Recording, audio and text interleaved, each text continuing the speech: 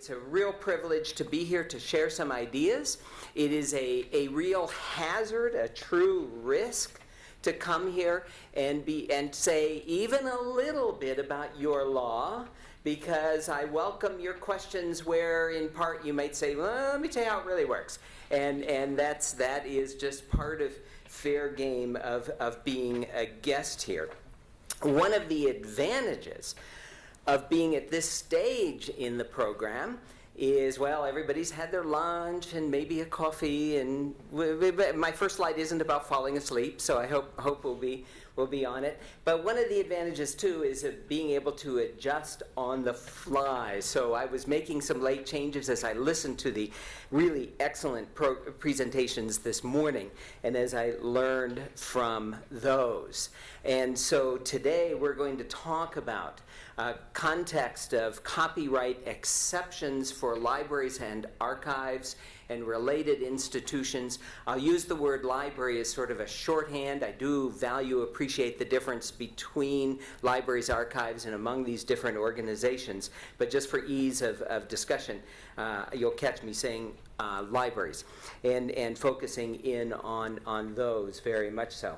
So we want to explore some of the issues about statutes around the world and how the Australian example fits in to the different, there we go, get it click, there we got it. How the Australian, here we are in Australia, the Australia statute fits in with really global trends and forces and dynamics, and begin to appreciate the role of the statute here in relationship to the forces that bear on this country and on other countries around the world. And as we know, and especially as we were reminded by Tricia's presentation moments ago, copyright shows up in some unusual ways. And so one of the hazards is even in a straightforward scenery photograph, you can see layers of copyright. There may be copyright protection in that bridge and certainly in the design, but of course in the far background are more recent structures, buildings, architectural works, including the Opera House, which are themselves possibly the subject of copyright protection. And not to mention going through the gift shop of the Opera House and seeing salt and pepper shakers and keychains and postcards and puzzles and Lego sets and other things that build on that design. And it's layers and layers and layers of copyright in addition to the trademark issues, et cetera, that are associated with these kinds of works. And I can tell you that a lot of the issues, having worked with these copyright issues for so many years, some of these examples that, especially the ones that Trish gave us moments ago, are not only are they real in those one particular individual examples, but I've seen some of them in my own practice, in my own advising. I have had to deal with guerrilla art and who owns the copyright, and can it be work for hire when a guerrilla paints the painting and you are the owner of the guerrilla, or marital aids. Is it a utilitarian object when a certain kind of birth control device is decorated into an artwork? Such that we can reasonably question whether it has a utilitarian function anymore. But does it still qualify for being addressed under the utilitarian object provisions of the Copyright Act? These are some real examples that people really needed in order to move forward with the work that they had in mind. That's the last we'll say about that. Why copyright? Oh, this group doesn't need this introduction, because we know why we're talking about copyright, because simply, as all of these examples show, copyright is everywhere. It applies to this rich variety of works. It applies instantly and automatically because of the international agreements in particular. Hold that thought. That's our one major force coming to bear on the shape of copyright. It lasts for a long period of years. Go ahead, get it over with, blame me. You know, for this long period of years, I then turn around and blame other people. And so it's fine. We push this around the world. And it sets up a system of rights. And then out of rights come potential liabilities. But accepting from all of that are issues such as fair use and the variety of limitations and exceptions. And we will say much more about fair use, but we're really going to focus most of all on those exceptions that apply to libraries and archives. So why copyright and why libraries and why archives? Because frankly, we would all have real answers to that kind of question. But let's begin with fundamentals. And the fundamental that there is an overlap of mission, that libraries have a mission to preserve, to organize, to make accessible this rich variety of information resources. And in some respects, that's analogous to the mission of copyright law, that it exists to encourage the creation, encourage the publication and dissemination and accessibility of those copyrighted works. And that it serves, like a library, it serves a private individual interest and it serves a public interest. And it does both of those simultaneously. That makes the challenge for running a library hard. That makes a challenge for creating good copyright law very difficult as well. In that context, there's so many things we could talk about. The list goes on from here. It could be bigger, bigger, bigger. And indeed, many of these have been touched upon, some in great detail. I greatly appreciated conversations about needs or persons with various disabilities. Also, the issues of the TPP. This is probably the last moment I'll say anything about the TPP. It's not the subject, but if you ask a question, we'll go there. But there's so many subjects that we could be addressing. Let's get back to our main point. So it stems in a lot of what I'm going to be saying in the next, based on the next several slides. It really begins with a series of studies that I was asked to do by WIPO, the World Intellectual Property Organization, which is a branch of the United Nations. And by the way, voila, here is a printout copy, printed on both sides, some 500 or so pages, of the 2015 study that I did for WIPO. WIPO, the World Intellectual Property Organization based in Geneva, Switzerland.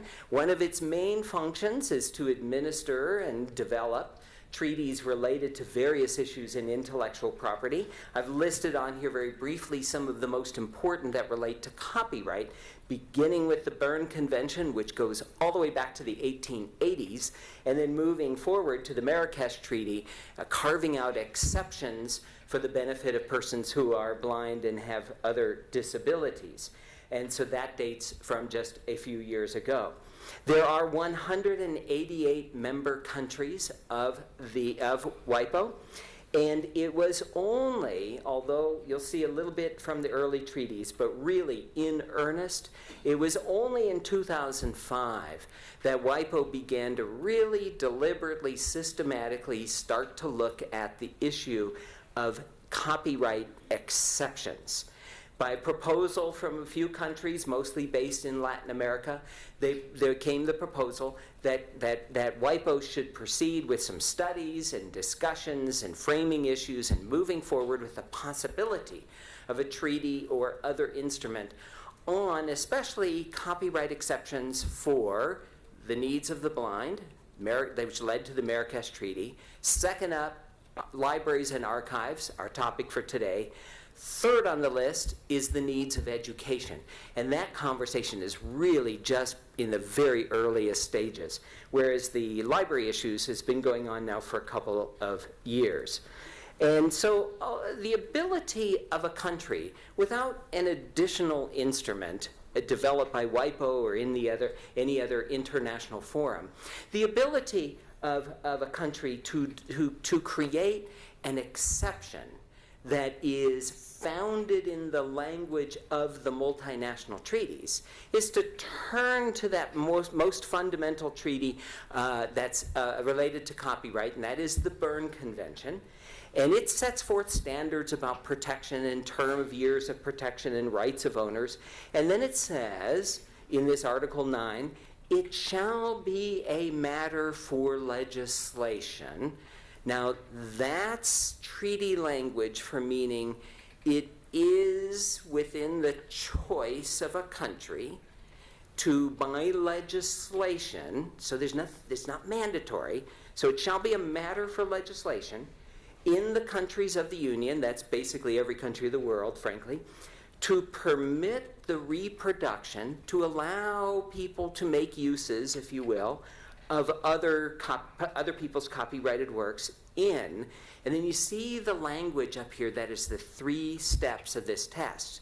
You can carve out, to paraphrase, country, you may make an exception that lets libraries make copies of works for these kinds of purposes, provided that the statute applies only in, number 1, certain special cases, and that the reproduction, number 2, does not conflict with a normal exploitation of the work, and number 3, does not unreasonably prejudice the legitimate interests of the author. 1, 2, 3, the 3 steps. The concept here being that countries are committing to each other under these treaties that if we make an exception, it'll adhere to these standards. Now, at this point, you should be saying, yeah, but what do those words mean? And then I respond by saying, good question, we don't really know. And so we do have a little bit of guidance. There's a little bit of history. There are experts who've expounded on this.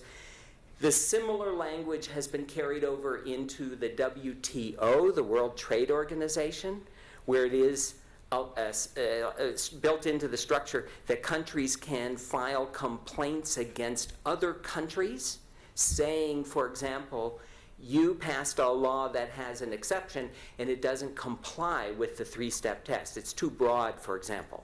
And then it's the job of the WTO to give meaning to these words and then apply that meaning in the context of the particular statute and reach a conclusion and say to a country, you're fine, your statute passes the test, or you're not fine. It doesn't pass the test and you have to do something. So that's the way, part of the way the treaty system works and builds out from this basic general standard. Now, we'll come back to this language again. So you don't have to memorize it, there won't be a test, but hold in general this language in your head. You're going to see it again in just a little bit.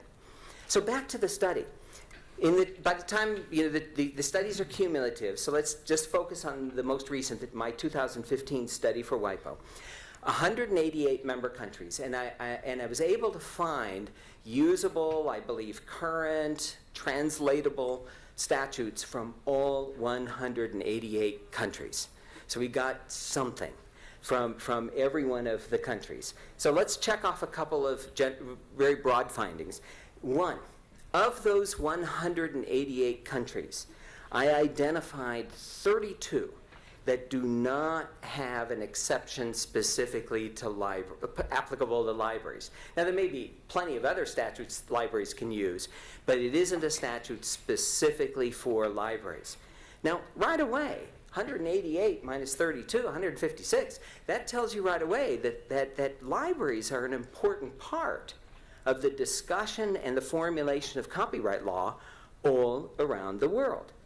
And then I identified 31 of those 156 countries. That brings us down to 125.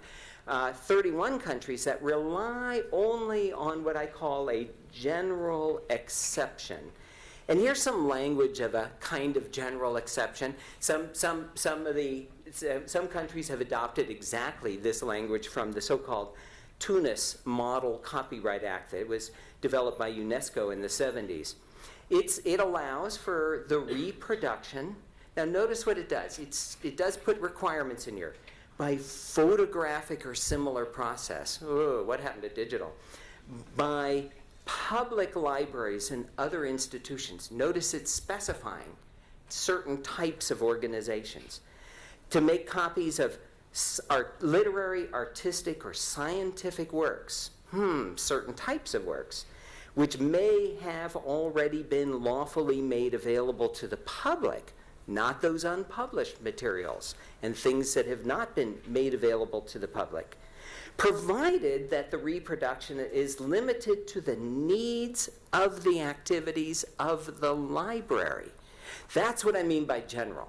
It may have a lot of specifics in it, but ultimately it allows the library to make copies to meet its needs without specifying what those needs are.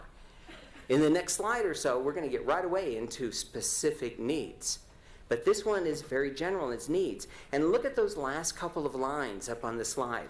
Provided that the copying does not conflict with the normal exploitation of the work, does not unreasonably prejudice the legitimate interests of the author. Sound familiar? Sound familiar?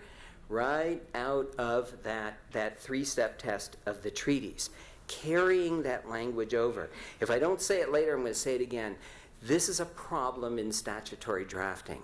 Bringing a multinational standard into domestic legislation is really inviting in some serious problems. We'll come back to that. So what's not a general statute, which is much more typical around the world? A statute that addresses a particular activity of the library. Most common are these first two on the list: copies for preservation, copies for private study and research. Those two subject areas just overwhelmingly dominate lawmaking for libraries in the copyright statutes around the world. And then dropping way down the list are particular statutes which you have about copy machines in the library. Some countries have limits on the possible liability or remedies, the dollar liability that can be imposed on the library. And then of growing interest, we can come back to this if this is a particular interest, is the technological protection measures and allowing libraries, archives, and so on to circumvent those protections in order to fulfill the right of the library under the other statutory exception. Are you with me on that? So yes, you got the right to make a copy for preservation or research use, but it's locked up behind a TPM. And so some countries are allowed the library to break that code in order to access the work. So within that diversity, and here's where really the analysis in the WIPO study comes in. It's identifying that this long list of countries, that they have these statutes, and that many of them address the same subject. I'm going to say a lot about preservation. Let's just start there. That libraries can make copies for preservation, but the statutes differ greatly. There are patterns. There are patterns in the diversity of statutes, and there are patterns in the similarities of the statutes. And I break them out by just thinking of those simple questions of who, what, when, why, how. And certain of these questions are more important than others, as you'll see. You know, who can use this statute? Is it just libraries? Is it certain types of libraries? Is it archives, museums? Who else? The what?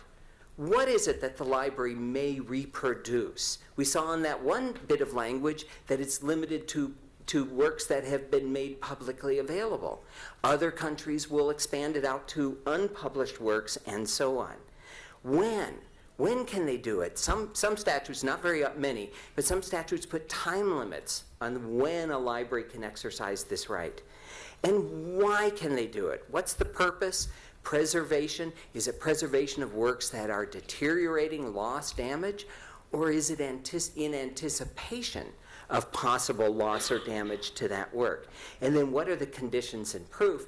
And you know, those of you working with Australian law on this issue know that there are all those standards in the statute about the library preparing declarations and keeping these declarations about what's on the market, what's the condition of the work.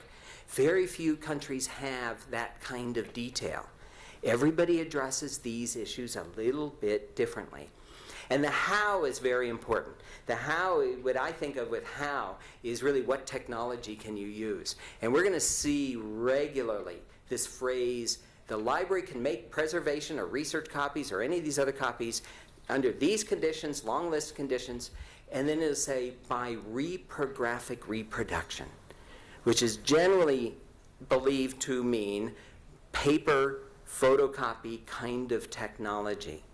If the statute does not embrace digital technologies, frankly, it's not even functional in today's arena of library professionalism. So let's look at some more. Let's look at some international patterns. So if I take a map, and the red countries are ones that have no library exception, the green countries are those that have just that general exception, one form or another of it.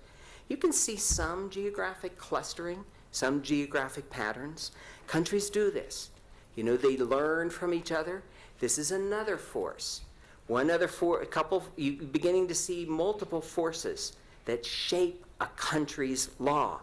You know, one they refer to are model statutes. That Tunis model statute influences countries. We've seen international agreements like the Berne Convention influence and shape the law in different countries. Now we're just seeing being neighbors. What are countries nearby that maybe we do business with, or we have common cultural roots? What do they do? And how do we learn from them, and how do these countries influence each other? Now kind of turn your focus on this map and shift from looking at red and green. Look at the blue. What's the blue? Those are all those other countries that in one form or another are taking the subjects that are of concern to library, like preservation, and creating some kind of statute that answers the question, who, when, what, why, how can the library make those copies of somebody else's work? Let's get into some detail.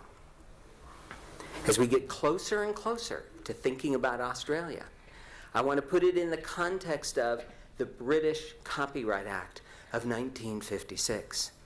The British Copyright Act of 1956 was the first copyright. Now, there have been many copyright acts for many years, but it was the first copyright act that explicitly laid out an exception to the rights of copyright owners for the benefit of libraries, archives, and so on. So this is really rooted in language. A lot of our statutes around the world are rooted in language from 1956. And it created a model, a template, if you will, of a statute that addressed research copies. It addressed later preservation copies when it was amended. And it set some conditions. And it created a model of breakout of different statutes for different specific activities. Not terribly long, but it was much more elaborate than the thinking in any country before. And as I say, it's the first statute to really lay it out in some clear statutory explicit language. Now, your country and mine are former British colonies. And so we have, just simply by cultural and historical influence, and frankly by explicit carryover of legal tradition, the British law. Now, by 1956, you know, maybe the British statute had a different kind of influence around the world as more and more countries were becoming independent by this time. But still, because that's where our roots are, that's where our heritage is, that's where our legal foundations came from, we're still looking to Britain. You are, and I am, in my country. Still very influential. And this British Copyright Act of 1956 directly shaped at least the structure and basic content of the United States Copyright Act that addressed library issues in 1976. And indeed, one of the findings as I look at the data from my study, I can go around the world and I can see a long list of countries that were protectorates or colonies or otherwise related to be part of, at one time, the British Empire. And their statutes, very often, in one way or another, follow that model of the 1956 British Copyright Act. There it is. So a powerful force around the law is this continuing, ongoing to today, influence of the law. And then a handful of countries break away and create statutes that really look fundamentally different. So right away we can see that relatively few find a way to break the mold. But what does Australia do? It does break the mold, but it still reflects those roots. You know, as you look at the list of statutes in the Australian Copyright Act that are related to libraries and archives, you can still see traces of the British model.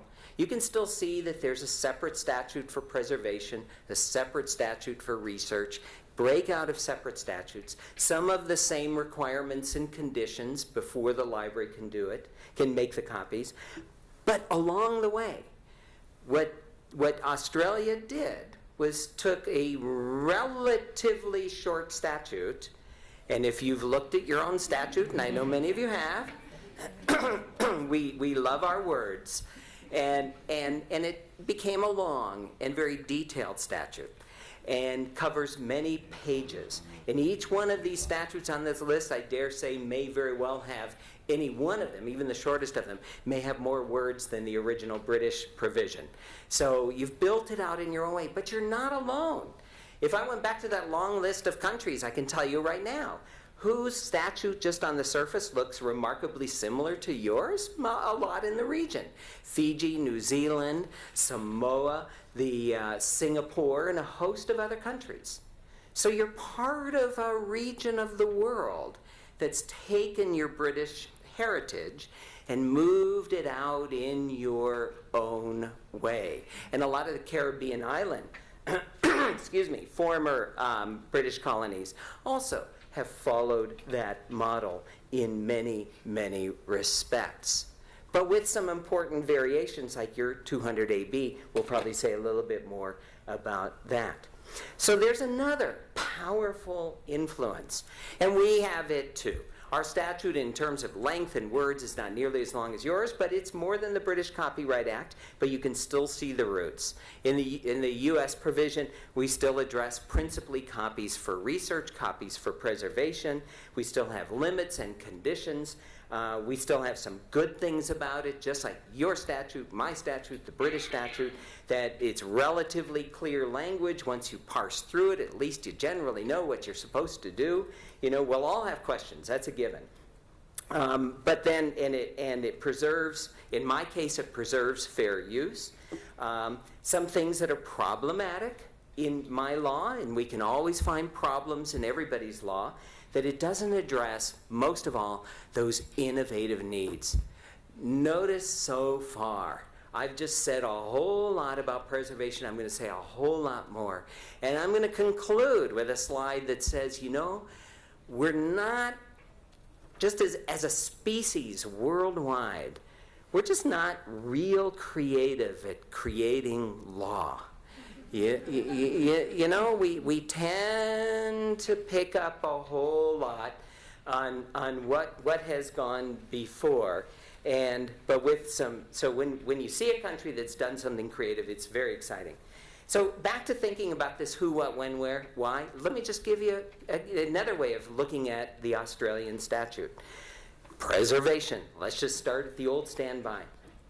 Pick a bunch of countries. You can go through the report and pluck them almost at random if you wanted to. Kyrgyzstan. Who can use that statute for preservation? Libraries and archive services. What can they copy? Lawfully published works. What about our manuscript collections? Gone, gone, gone. Why can they do it? To restore or replace lost or damaged? Darn, they can only use reprographic reproduction. Pluck another country. The Czech Republic. Who can use it? A long list. Libraries, archives, museums, galleries, schools, universities, etc., etc. What can they reproduce for preservation? Any work. And by the way, in case you're in doubt, phonograms and audiovisual works. Why? To replace a work that is damaged or lost. And they can use any medium. Digital in. Digital is in. Lithuania. Who can use it? Libraries, educational establishments, a broad kind of list. What can they copy? Works in the collection. That's any type of work. Why? Preserving or replacing a work. How? Reprographic reproduction. Then they add that language from the three-step test. This is the failure of the law right here. That get rid of this language about the three-step test. The idea of the three-step test is all those details that are higher up in this outline on the slide, they already address the three-step test. They already narrow the statute to certain specific cases. They already make sure that it's not interfering with the legitimate interests of the rights holder and so on. They already do that. We don't need to layer on top of it this appearance or even reality of yet one more hurdle to jump over, or maybe 3 more hurdles to jump over. Nepal, I was there recently, it's great. Who can use it? Public libraries, but they can make copies of any works to reproduce a work that's lost, destroyed, old, or incapable of being obtained out on the market, and the medium is not specified. I would assume from that you can use digital technologies. So Australia, I mean, we know your statutes are long, so this is a gross generalization condensation. But who can make the copies under one of your preservation statutes? Officers of libraries or archives. That's a pretty broad definition. What can they copy? Manuscripts. Sounds like got that unpublished stuff in. Original artistic works, published works, works in the collection, very broadly stated, with a declaration that the work is not available. So again, get that declaration, the duty of the librarian, the duty of the archivist to say, I've checked the market and I'm putting this in the record. And it's for preservation and replacement. You also have language about displaying the work on dedicated terminals on the premises, which is also suggests, of course, that you can make copies in digital form, which I think is very clear from your language. So you're in each of these countries, your country, my country, each of these countries addresses the structure of the statute in a little different way. If this were a different presentation in a different part of the world, I'd also be talking to you about some regional agreements. Like in Africa, there's the Bangui Agreement, which directly shapes the law. There's not a lot of variability in the law of those 12 countries that are members of that agreement. So again, another example of a force, this time a regional agreement, that's bearing down on the shape and wording of the statute. Flashing forward to today, the exposure draft that we've been talking about at different times all day today. Proposal issued in December of 2015 for a variety of changes in the Copyright Act. This is again my distilling it down to a handful of basics. Well, under the preservation restructuring in the exposure draft, which may become your law in the near future, re-answering these questions of who, what, why, and so on. The who, that's a group, right? The who can use it? Officers of libraries or archives. Libraries that are open to the public directly, or their collections are made available through interlibrary loan. There's some wrinkles, there's some things I'm thinking I want to define, there's some things I think we want to debate and figure out what they mean. But on the whole, this is a pretty broad scope of who may use this statute. What works can the library copy? There's a definition of copyrighted material. That's a very broad definition of all types of works that are within this broad scope of copyright. And then some added condition that the work is in the collection or a proper preservation version cannot be obtained by that library for preservation. That in its own way also really broadens the statute. And then why can the library make the copy? For preserving it in the collection. And a part of this provision allows the library to facilitate the access to the copy in digital electronic form on the premises at those dedicated terminals on the premises of the library or archives. No medium is prescribed or prohibited in what I see in the statute, so that too is a very broad provision that you're moving toward in your preservation statute. So I'm seeing really a major shift that I think you're well aware of just by looking at the wording. That the proposal here is to move away from elaborate statutes to more succinct statutes, and in the process, succinct statutes that also have fairly broad provisions about how this statute applies, who may use it, what works may be preserved, and what kinds of technologies you may use. On the whole, I'm seeing a lot of good things. Now, there's kind of a yin and a yang going on here, because part of the struggle in copyright law is how specific do we want to be, as opposed to how open and flexible do we want the law to be. The more specific it is, the more it answers your questions. Can I do this? Well, let's read the statute. And if the statute offers a lot of detail, then you can find the answer to your question, we hope. But if the statute is very broad, you may at times be left with questions. But I do think that that's just fine.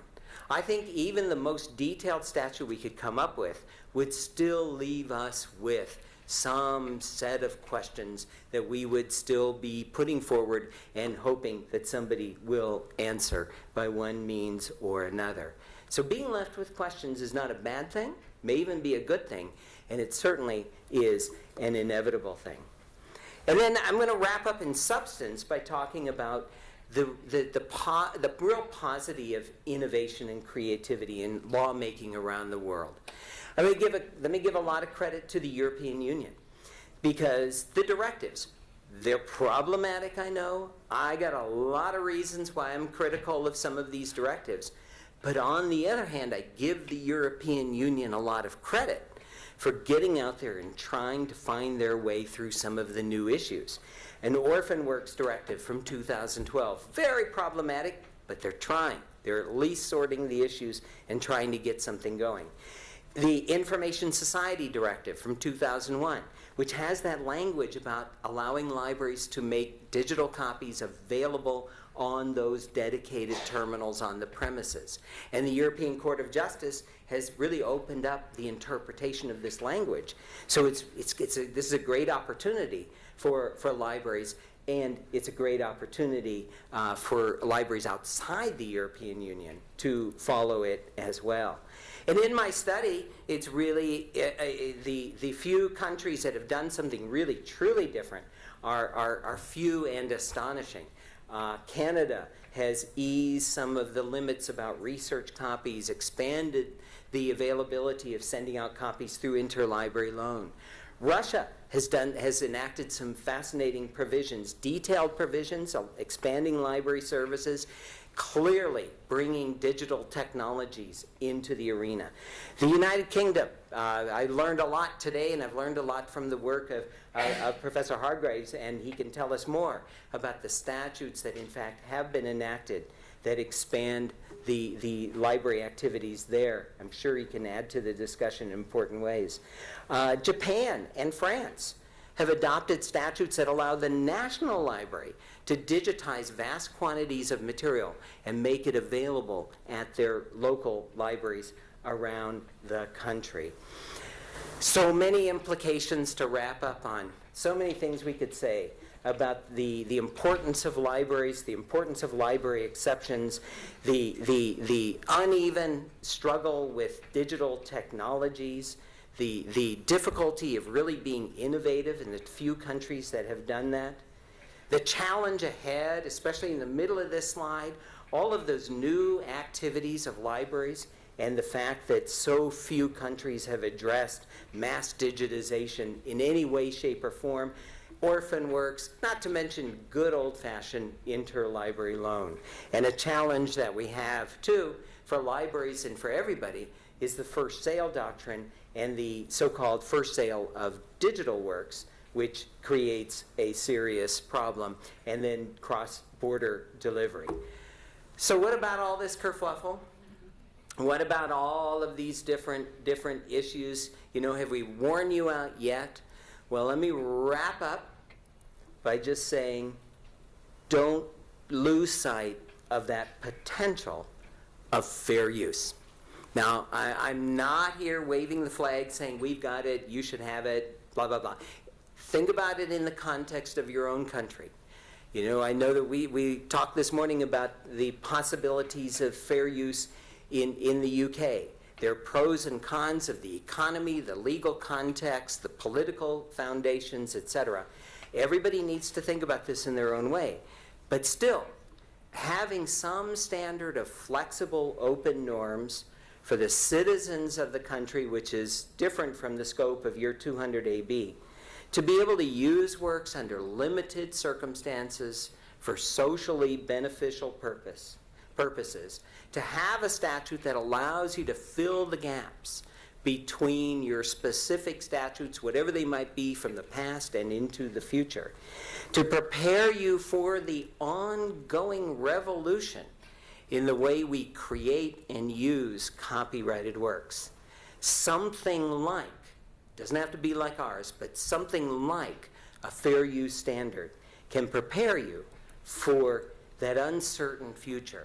Things that the law can never really address, that are so common and probably we would all say is good.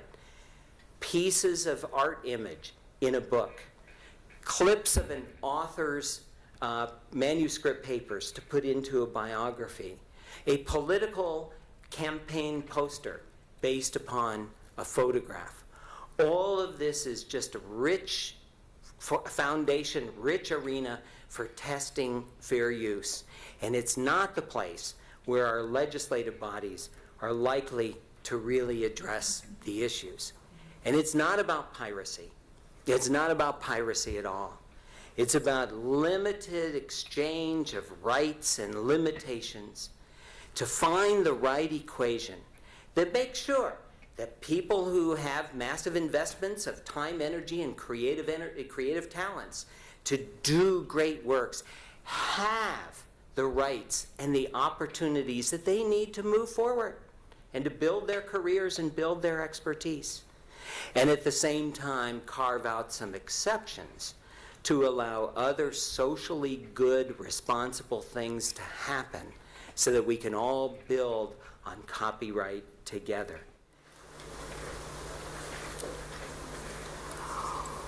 Thanks, that was very interesting.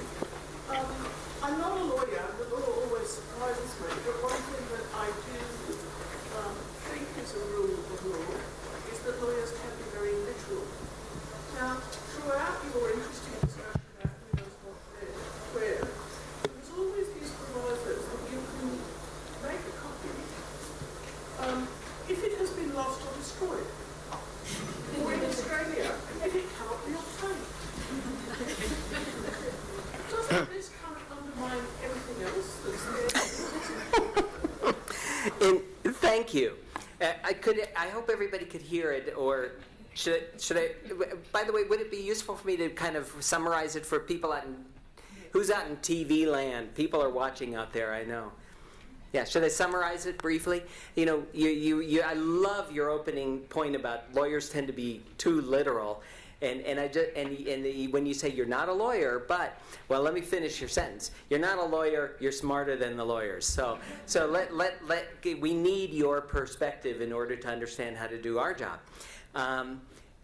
You're quite right. When you say that these statutes, and you can find this language all around the world, and by the way, one place you don't find it is in the language, stop me if I'm misinterpreting this, in the language of your exposure draft. I think your concern may be nearing going away. However, be that as it may, you're one country, let's talk about the other 187 anyway. The statutes typically have that provision. The idea being that if the work I'm appropriately making a preservation copy of has vanished out of my collection. The idea is I'm supposed to go to another library, borrow theirs, or have them make the copy on my behalf, then bring it here and add it to the collection. That's the idea. A couple places where that falls apart. All over the world, it falls apart if you're talking about unique items. So that's a very serious problem, and countries just aren't dealing with that in their statutes. Second, it becomes a real problem, I would say, in a country that maybe is very large in geography, and there's a very long distance between locations, and maybe for certain types of published there are modest sales, so they're very few in existence. You know, maybe what I'm getting at is maybe a country like that can more easily than some other country justify creating a statute that allows you to make a copy in anticipation of possible loss, damage, etc. Do you see where I'm going? You see where I'm going? So this may become a little bit of an object lesson. You may not agree with me. That's not my point for the moment. But my point for the moment is that this is the kind of the way that I would encourage you and other countries, as you develop the law, to think about, well, you know, even though other countries aren't doing what we're talking about here, maybe it's appropriate for us, because maybe there's something different about us that makes the need greater. And I think that's a really good thing. You raised just an excellent point, and I hope that was a helpful comment. Kenny, thanks for your presentation, and it was great to see so many countries do have some level of exception for libraries. But I wondered if your study touched on how many countries allow those exceptions to be overridden by contract law. And it's certainly the case in Australia that even, for example, provisions available under fair dealing for copying and printing are simply overridden by contract law. And in fact, whilst someone said this morning, isn't Australia good? We've got all these exceptions. In practice, many of them are just completely contracted away. So I wondered if your study looked at that across all the jurisdictions and whether you've got any comment on that. Yeah, that's great. Great. And then the question, hope everybody could hear, was about, we can have these exceptions in any country, but what about barring contracts from overriding those exceptions? And setting up a simple scenario, I buy the collection of motion pictures from the source that's selling them on the market. I buy them, but they come with a contract that says I cannot make reproductions of that work. Have I taken my right to make preservation copies, and by contract waived those and given away all this hard-fought opportunity under the law? You know, certainly in our westernized legal systems, we value contracts. And so it's sort of the exception to that broad rule about freedom of contract, where some law says you can't make a contract that does something. But that's not that unusual. All over, you know, I'm not just talking about the illegal stuff. You know, there are a variety of ways and places under different parts of the law where contracts are limited, the freedom of contract is limited, conditioned, prohibited, real estate transactions, and much more. Certain things you just can't do. And so I watched for these as I did the research, and they are rare. So if you were to open up the study, and I suspect you will, and you could do a word search of contract and see what the context is and see how many show up. And I know I tabulated at one point. We're talking fewer than 10 countries that have done anything, even partially addressed the issue. It's very, very rare. Now let me challenge you as librarians and archivists. Think of two contracts that you frequently make. One, you're buying the resource. You're buying that collection of expensive journals online. And you have a thick contract and you're paying a lot of money for it. Let me challenge you to read that contract and negotiate that contract. Some parties on the other end of the deal just won't budge. That's the nature of the beast. Others will. And watch out for the clause that comes sliding in next year, barring any copies in interlibrary loan. Watch out for this. So negotiate, read and negotiate. The person who reads and negotiates those contracts may be the most powerful person in the building. So really, really take them very, very seriously. Second type of contract. You have a library with a special collection, like here. You have archival manuscripts. You're excited to receive the manuscript collection of somebody of great note and have that content into the collection. It's copyrighted work. It's subject to preservation and research copies, but the person donating it says, I will donate, but only on condition that you make no copies and not allow access and copies for research for, say, 25 years. And you're excited to have the collection, so you sign that agreement. Guess what you just did? You just entered into an agreement that waives those hard-fought-for rights under the statute. And you're going to say back to me, yeah, but it was important stuff and we wouldn't get it otherwise and it might disappear. I'm sympathetic. I really am. But I'm saying this as a reminder that these issues are often much more nuanced, and we need to see that we play different roles in each of these issues at different times and in different circumstances. So we need to explore all of these possibilities before we say, aha, this is the right conclusion. It may not be one rule. Question? Thanks for your presentation. You spoke about fair use as potentially valuable as a putty filler, to fill the gaps where the specific exceptions don't answer the question, and particularly you refer to it, for the general public as opposed to specific sectoral interests, for example, library and education, which, as you've demonstrated, are dealt with in one way or another in many countries around the world. In my observation, there seems to be a trend in the States away from updating your specific exceptions and getting fair use to do all the work. And I wondered whether you had any views or comments, or whether you think that's a totally incorrect observation. Great question. And ultimately, your question comes down to about the role of fair use in the overall dynamic in the United States. And you had a really interesting way of kind of wrapping up your question. I probably can't do justice to it, but to paraphrase, it was, are we using fair use to prevent making these specific exceptions?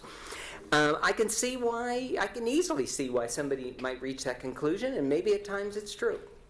But I really think it's more the causal relationship might be more likely the other way.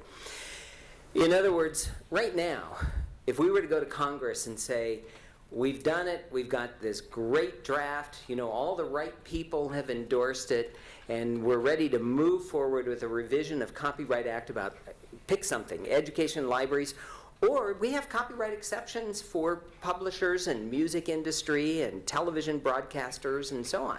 It isn't just sort of Emilio Seri kind of organizations. Did I say that right? It probably didn't translate.